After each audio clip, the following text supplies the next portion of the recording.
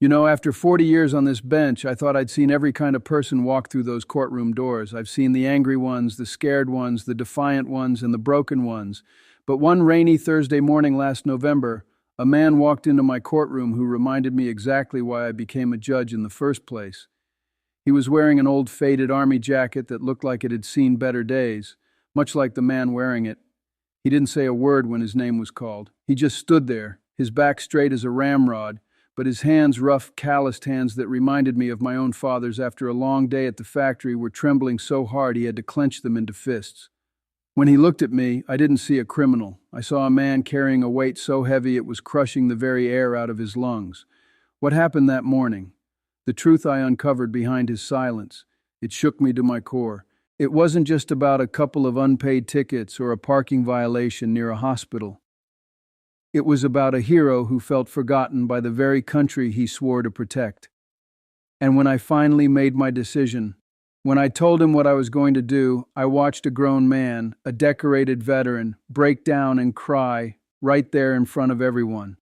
Let me tell you exactly what happened, because this is a story about dignity, sacrifice, and the hidden pain that millions of our veterans carry every single day. But before we go inside that courtroom, do me a favor. Hit that subscribe button and drop a comment telling me where you're watching from. I read every single one of your comments, and they remind me that we are a community built on respect and kindness. Trust me, you won't want to miss a single word of this journey. Every morning I wake up at 5:30 sharp. I make my coffee strong and black the way my father Marco used to drink it back in our little apartment in the North End.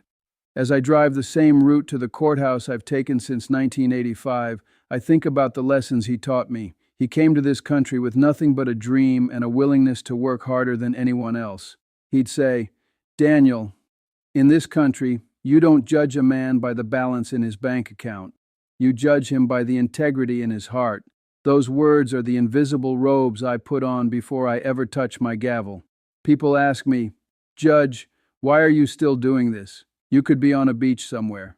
But I can't imagine not walking into that room and having the chance to see people really see them at their most vulnerable moments. Sometimes the law is about punishment, but more often it needs to be about understanding. That morning, my clerk, Elena, handed me a file that looked ordinary on the surface.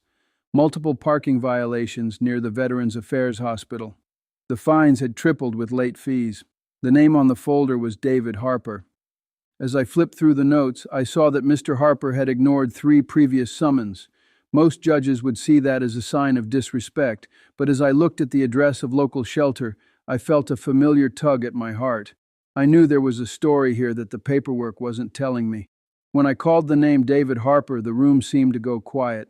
I watched as a man stood up from the back row, not with the hurried pace of someone eager to get it over with, but with a slow, deliberate movement that spoke of deep physical pain and an even deeper pride.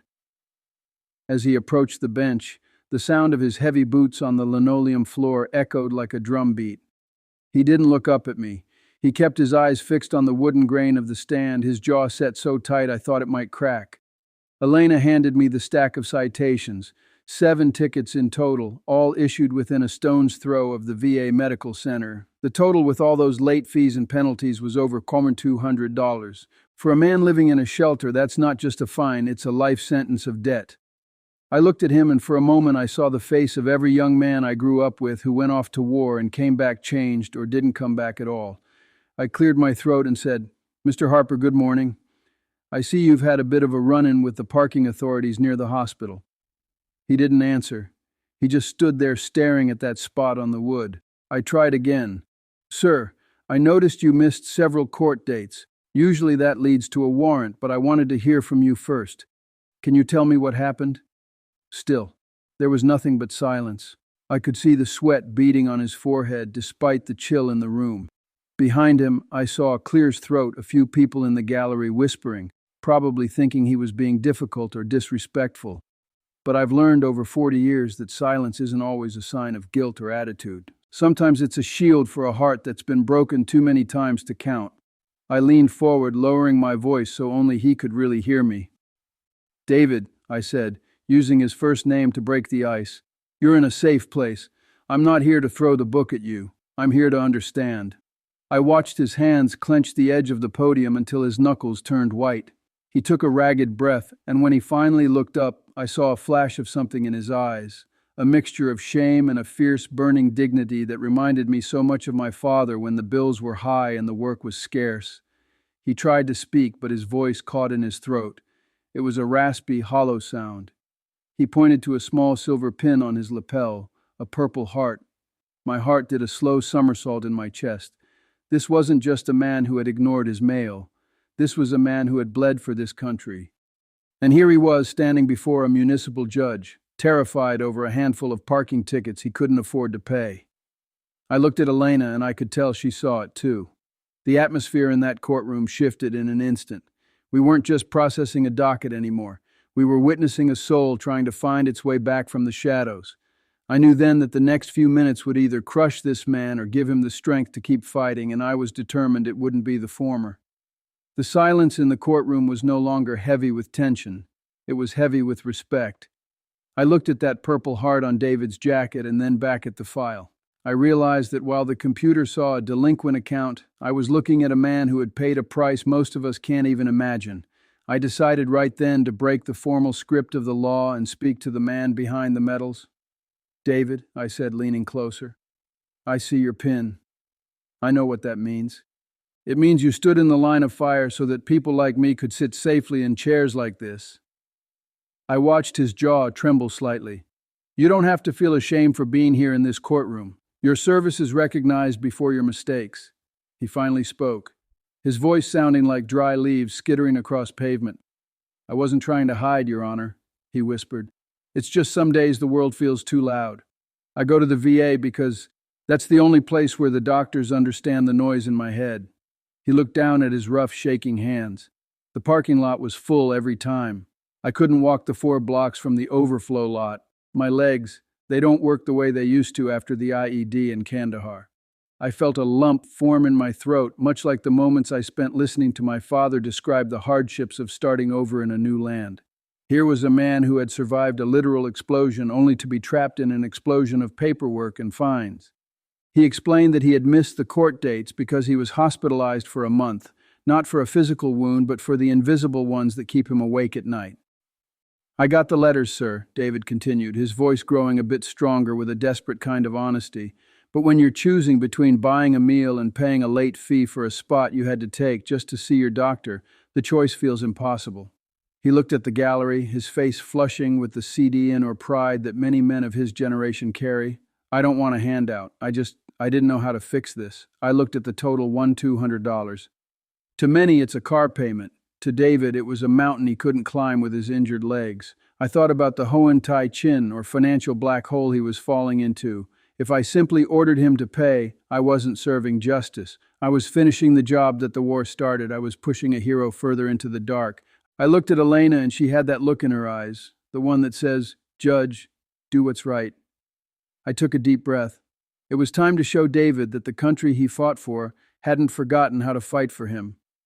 I looked down at the gavel resting on my bench, a simple piece of wood, but it holds the weight of a man's future. In that moment, I wasn't just thinking about the $1,200 in fines.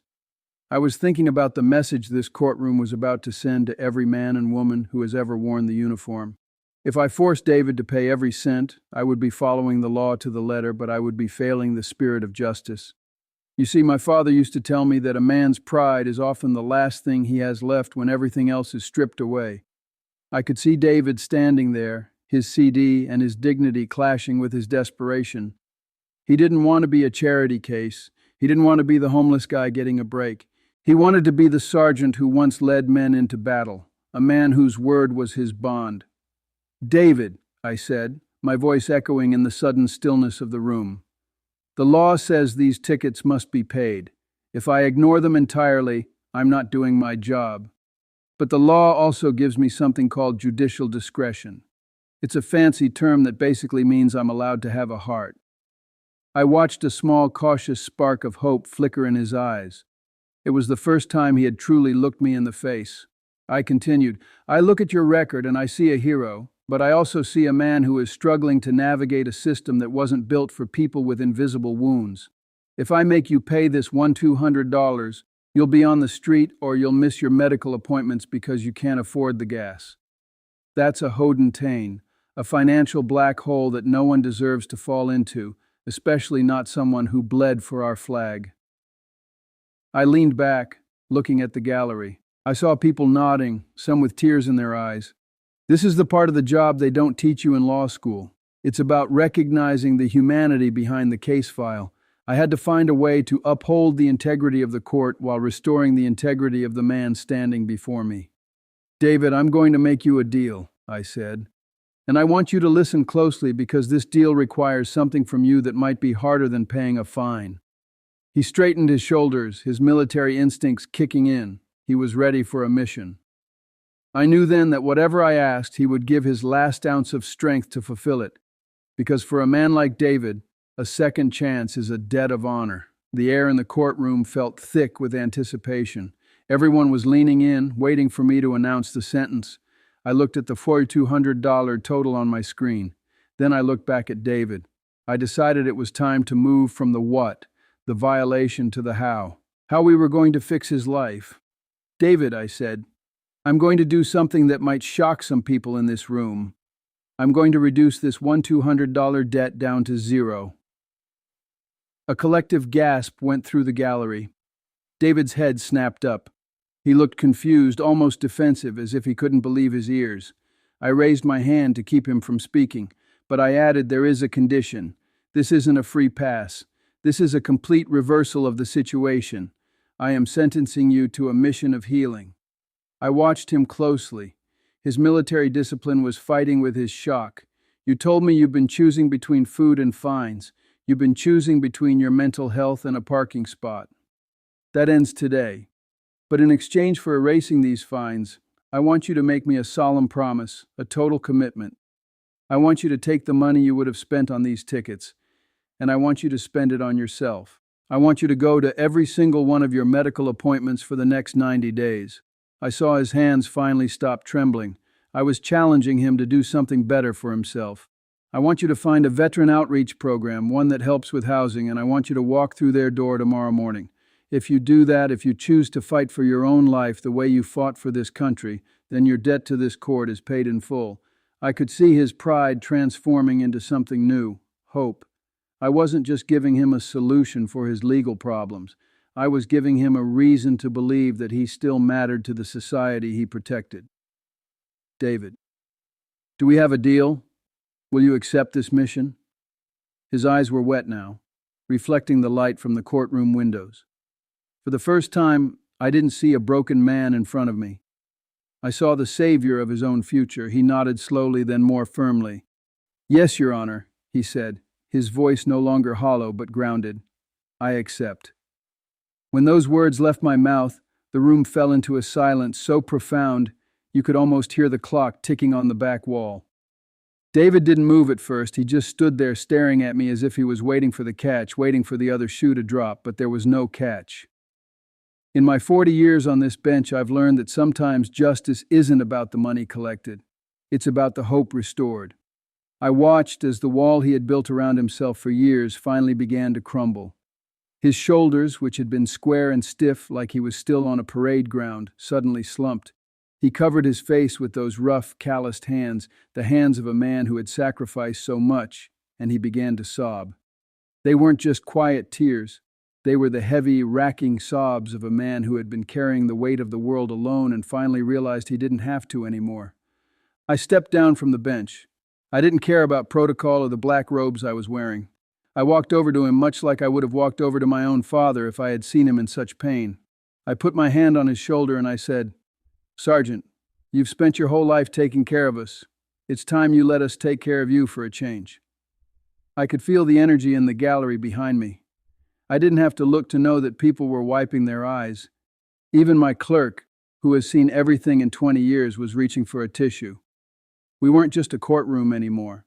We were a community witnessing the rebirth of a man's spirit. David looked up at me, his eyes red and streaming, and he whispered, I thought everyone had forgotten. I thought I was just a number on a file. I looked him in the eye and I made sure he understood me. David, you are not a number. You are a hero. and as long as I am sitting on this bench, no hero is ever going to be forgotten in my city.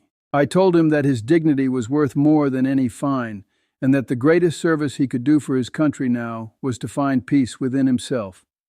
He reached out and shook my hand, not the trembling grip of a defendant, but the firm, grateful grasp of a man who had been given a second chance at life. As he turned to leave, walking a little taller despite his physical pain, I knew that the reversal was complete. We hadn't just settled a debt, we had started a journey of healing. Months went by, and the memory of that rainy Thursday morning stayed with me like a warm ember. Every now and then I'd glance at the empty space on my docket where David Harper's name used to be and wonder if he was keeping his word. Then one Tuesday morning my clerk Elena walked into my chambers with a knowing smile. She was holding a manila envelope with no return address, just my name written in steady, disciplined handwriting. I opened it, and inside was a letter that made me realize my decision that day had done more than just erase a fine. It had sparked a rebirth. "Dear Judge Russo," it began, "my name is David Harper. You might remember me as the man in the army jacket who couldn't find his voice. I'm writing to tell you that I kept my promise. I haven't missed a single doctor's appointment in 90 days. But more importantly, I finally walked through that door at the Veterans Outreach Center you mentioned." I sat down at my desk feeling a familiar lump in my throat. David went on to describe how that one moment of mercy had given him the courage to face his demons. He told me he was no longer living in a shelter. With the help of the outreach program, he had moved into a small, quiet apartment where he could finally get a full night's sleep without the noise in his head becoming too much. "For years," he wrote, "I felt like I was back in the shadows, just a ghost walking the streets of the country I loved. I thought the system only knew how to punish. But when you looked at me and saw a hero instead of a delinquent, you gave me back my dignity." He reminded me that I was still a soldier, and a soldier doesn't give up on his own life. He included a small photo of himself standing in front of his new front door. He wasn't wearing the army jacket anymore. He was wearing a clean button-down shirt, and his eyes, those eyes that had been so filled with shame in my courtroom, were clear and bright with a new sense of purpose. As I read those words, I thought about my father again. I thought about how a single person showing kindness can change the entire trajectory of a human life. David Harper wasn't just a number on a file anymore. He was a living testament to the fact that justice, when tempered with mercy, can achieve miracles that the law alone never could. I sat there in my chambers with David's letter in my hands, and I'm not ashamed to tell you that I felt my eyes well up.